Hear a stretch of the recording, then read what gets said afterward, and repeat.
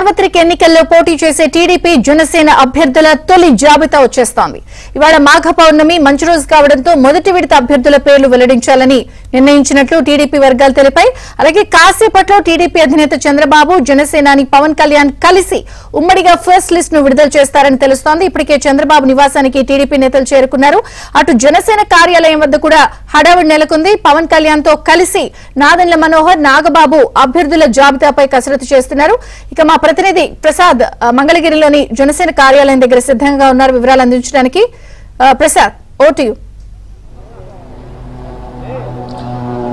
విజయ చంద్రిక, జనసేనాధిపతి పవన్ కళ్యాణ్ అలాగే టీడీపీ అధినేత చంద్రబాబు నాయుడు ఇద్దరు కూడా మరి కొద్దిసేపట్లో భేటీ అయ్యి ఆ తర్వాత ఉమ్మడి జాబితా దాదాపు 60 నుంచి 70 సీట్లు విడుదల చేసే అవకాశం ఉందని కూడా చెప్తున్నారు. ఇప్పటికే దీనికి సంబంధించి తెలుగుదేశం పార్టీ అధినేత చంద్రబాబు నివాసం వద్ద ప్రెస్ మీట్కి సంబంధించి ప్రత్యేక ఏర్పాటు కూడా జరుగుతున్నాయి. ప్రస్తుతం మనం జనసేన కార్యాలయం వద్ద ఉన్నాం. ఇప్పటికే పవన్ కళ్యాణ్ కూడా నిన్న హైదరాబాద్ నుంచి వచ్చిన దగ్గర నుంచి కూడా నిన్న సాయంత్రం నుంచి ముఖ్య నాయకులతో కూడా భేటీ అవుతూ ఉన్నారు. ముఖ్యంగా జనసేన పిఎస్సి చైర్మన్ నాదెండ్ల మనోహర్ అలాగే నాగబాబుతో పాటు అందుబాటులో ఉన్న నాయకులతో కూడా సమావేశమయ్యారు. ఎక్కడెక్కడ ఏ స్థానాలకు సంబంధించి ఏ విధంగా అనౌన్స్ చేయాలి, అలాగే అక్కడ ఉన్న పరిస్థితులు కూడా ఆయన స్వయంగా అడిగి తెలుసుకున్నారు. ఎందుకంటే ఇటీవల కాలంలో వరుసగా ఆయన నియోజకవర్గాల వారీగా కూడా సమీక్షలు, ముఖ్యంగా ఉభయ గోదావరి, ఉత్తరాంధ్ర జిల్లాల నాయకులతో ఆయన 1-to-1 భేటీ అయ్యారు. అక్కడ ఉన్న స్థానికంగా అంశాలు సంబంధించి కూడా అదేవిధంగా సీట్లు ఇస్తారని భావించిన కొంతమందికి కూడా సర్ది చెప్పడం, అదే సీట్లు ఇస్తున్నట్టు కూడా మరికొంతమందికి ఆఫ్ ది రికార్డ్గా చెప్పిన పరిస్థితి. వారందరూ కూడా క్షేత్రస్థాయిలో పనిచేసుకోవడంతో పాటు ముఖ్యంగా జనసేన తెలుగుదేశం పార్టీ పొత్తు ఖరారైన నేపథ్యంలో వారిని కలిపికెళ్లే విధంగా క్షేత్రస్థాయిలో క్యాడర్ కావచ్చు, నాయకులు కావచ్చు, ద్వితీయ శ్రేణి నేతలు కావచ్చు, అందరూ కలిసి ఓటు మార్పిడి కూడా తెలుగుదేశం అభిమానులు అందరూ కూడా జనసేనకి వేసేలా, జనసేన అభిమానులందరూ కూడా తెలుగుదేశం పార్టీకి వేసేలా అక్కడ ఉన్న అభ్యర్థులు నిలబడే దాన్ని బట్టి కూడా కొంతమంది నిపుణులతో అక్కడ ఏ విధంగా వ్యవహరించాలి, అలాగే పోలింగ్ బూత్లో ఏ విధంగా ఉంటుంది, మొత్తం ప్రక్రియను కూడా ఒక స్క్రీన్ పెట్టి కూడా లోపల వారికి పూర్తి స్థాయిలో అవగాహన కల్పించినట్టు కూడా మనకు తెలుస్తూ ఉంది. ఇక ఈ రోజు నిన్నటి నుంచి కూడా జోరుగా ప్రచారం జరుగుతుంది ఉమ్మడి అభ్యర్థులకు సంబంధించి. అయితే జనసేన పార్టీ తరఫున దాదాపు 15 మంది సీట్లు ఈ రోజు ప్రకటించే అవకాశం ఉందని కూడా చెప్తా ఉన్నారు. అయితే ఈ 15 మంది జాబితాలో ఎవరెవరి పేర్లు ఉంటాయి, ఏ నియోజకవర్గాలు ఉంటాయనే అంశంపై కూడా అందరూ ఆసక్తిగా ఎదురు చూస్తూ ఉన్నారు.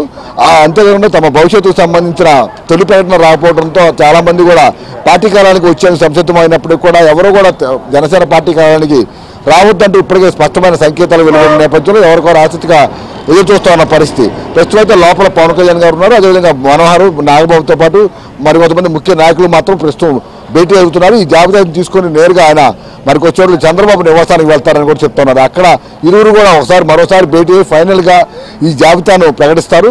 ఎందుకంటే ఇప్పటికీ చంద్రబాబు, పవన్ కళ్యాణ్ అనేక సార్లు ఈ అభ్యర్థుల కూర్పుపై చాలాసార్లు కూడా భేటీ కావడం, కొన్ని చోట్ల ఏకాభిప్రాయం రాని సీట్లు పక్కన పెట్టి ఏకాభిప్రాయం ఉన్న సీట్లు, ఎందుకంటే ఇప్పటికే తెలుగుదేశం పార్టీ దాదాపు చాలామంది 17-18 మంది సిట్టింగ్ ఎమ్మెల్యేలు ఉన్నారు. వారికి ఆ సీట్లు ఖరారు చేయాలని ఇప్పటికీ చంద్రబాబు భావించిన నేపథ్యంలో ఆ సీట్లు యథావిధిగా ప్రకటిస్తారు. కానీ జనసేన నుంచి ఉన్న ఒక ఎమ్మెల్యే కూడా వైసీపీ జంప్ అయిన నేపథ్యంలో ఈసారి ఎక్కడైతే జనసేనకు పట్టుందో, ఎక్కడైతే ప్రజాభిమానం ఉందో ఆ ప్రాంతాలని ప్రధానంగా పవన్ కళ్యాణ్ టార్గెట్ చేసినట్టు తెలుస్తుంది. ముఖ్యంగా ఉభయ గోదావరి జిల్లా నుంచి ఎక్కువ శాతం అభ్యర్థులు ప్రకటన వచ్చే అవకాశం ఉందని కూడా చెప్తా ఉన్నారు. అయితే ఇక్కడ మనం చూస్తూ ఉన్నాం ఇప్పుడు పవన్ కళ్యాణ్ చంద్రబాబు నివాసానికి బయలుదేరేందుకు మొత్తం సెక్యూరిటీ కూడా అందరూ బయటకు వచ్చారు. మొత్తం జనసేన పార్టీ కార్యాలయం గేట్లు కూడా ఇప్పుడే చేశారు. అంటే ఇక్కడ నుంచి నేరుగా ఆయన చంద్రబాబు నివాసానికి వెళ్లేందుకు అన్ని రకాల ఏర్పాట్లు చేశారు.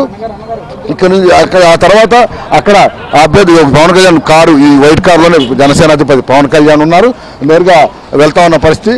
ఇక్కడ నుంచి నేరుగా చంద్రబాబు నివాసానికి చేరుకుంటారు. అక్కడ అభ్యర్థులకు సంబంధించి మరికొద్దిసేపట్లోనే అంటే దాదాపు 11:30 తర్వాత ఒక ముహూర్తం నిర్ణయించుకుని ఆ ముహూర్తం ప్రకారమే ప్రకటన వెలువడే అవకాశం ఉందని కూడా చెప్తా ఉన్నారు. దీనికి సంబంధించి అయితే అభ్యర్థుల జాబితాకు సంబంధించి అందరూ కూడా ఆసక్తిగా ఎదురు చూస్తున్న పరిస్థితి కనిపిస్తూ ఉంది. ఏదేమైనా కూడా ఇప్పటి వరకు కూడా పూర్తిగా ఎక్కడ ఎటువంటి పొరపచ్చాలు లేకుండా, ఎటువంటి ఇబ్బందులు లేకుండా చాలా సీక్రెట్ మెయింటైన్ చేస్తూ కూడా ఈ అభ్యర్థుల జాబితా ప్రకటిస్తున్నారు. ఎందుకంటే గతంలో ప్రజారాజ్యం సమయంలో కొంత ఇబ్బంది పడిన నేపథ్యంలో అప్పుడు పవన్ కళ్యాణ్ దగ్గరుండి ఎవరైతే కోవట్లు ఉంటారో ఆ కోవట్ రాజకీయాలు ఆయన స్వయంగా చూసి అనుభవించిన ఆవేదన నుంచి చాలా పాఠాలు నేర్చుకున్నాను గతంలో చెప్పిన నేపథ్యంలో ఈసారి ఎక్కడ ఎవరికి ఇంత కూడా ఆస్కారం ఇవ్వకుండా పూర్తిగా రహస్య పద్ధతిలోనే ఈ జాబితా సిద్ధం చేసినట్టు కూడా తెలుస్తూ ఉంది.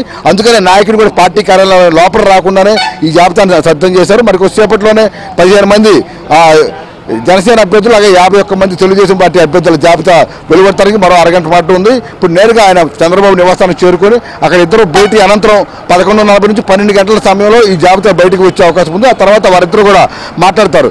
అంతేకాకుండా రేపు 28వ తారీఖున కూడా తొలి సభ అంటే జనసేన తెలుగుదేశం పార్టీ ఉమ్మడి ఎన్నికల సభగా మన తాడేపల్లిగూడెం సభను అభివర్ణించవచ్చు. ఈ నేపథ్యంలో తప్పకుండా కూడా ఆ వేదిక ద్వారా జగన్మోహన్ రెడ్డి చేస్తున్న విమర్శలు కావచ్చు, ఆరోపణలు కావచ్చు, వీరిపై వ్యక్తిగత దోషులు కూడా స్పష్టంగా పవన్ కళ్యాణ్, చంద్రబాబు ఇద్దరు కూడా తమదైన స్థాయిలో ధీటుగా సమాధానం ఇస్తారని కూడా చెప్తా ఉన్నారు. ఇది ఇక్కడ తాజా పరిస్థితి. పవన్ కళ్యాణ్ చంద్రబాబు నివాసానికి మరో ఒక అరగంటలో చంద్రబాబుని పవన్ కళ్యాణ్ కలుస్తారు. ఇది ఇక్కడ తాజా పరిస్థితి. విజయచంద్రిక. అలాగే ప్రసాద్, ఈ రోజు కేవలం ఎమ్మెల్యే అభ్యర్థుల జాబితానే ఉంటుందా? ఎంపీ అభ్యర్థులు కూడా ఏమన్నా కొంత సంఖ్య ప్రకటించవచ్చా?